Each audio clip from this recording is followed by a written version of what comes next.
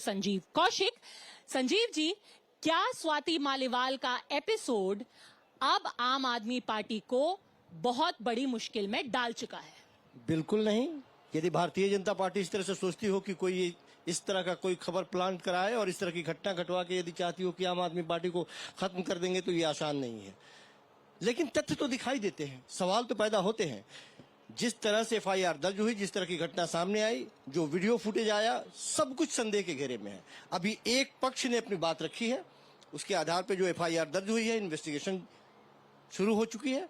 अभी दूसरा पक्ष आना बाकी है, और दूसरा पक्ष जो आएगा वो सच का दूध का दूध और पानी का पानी। दूसरा पक्ष तो कोर्ट के सामने पेश किया गया था और कोर्ट ने 5 दिन की पुलिस कस्टडी में भेजा है, और कस्टडी में भेजते वक्त बोला है that it is important for him to be in police custody because recoveries need to be made. The fact that his phone was formatted in Mumbai, the fact that the DVR of the CCTVs inside the chief minister's residence were erased.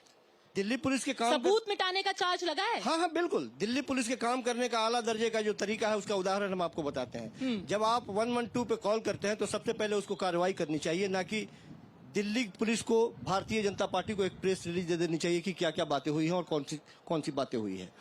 दूसरी बात, स्वाति मालीवाल गई थी वहां से, निश्चित तौर पर FIR दर्ज करानी चाहिए थी।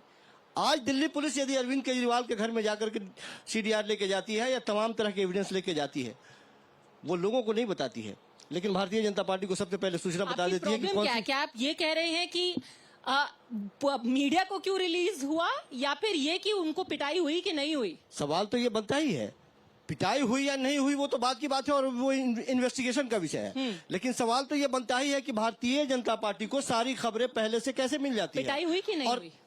बिल्कुल नहीं, पिटाई हुई ही नहीं, बिल्कुल नहीं। उनकी जो मेडिकल लीगल रिपोर्ट है जिसमें उनके पैर पे चोट है, उनके चेहरे पे चोट है, वो कैसे आई? भारतीय जनता पार्टी ने मारा। हिंदुस्तान की कोई महिला रेसलर यदि हो, हाँ। जितनी पिटाई की बातें उस एफआईआर में दर्ज है, यदि सचमुच में उतनी पिटाई हो तो 2 कदम नहीं चल पाएगी वो।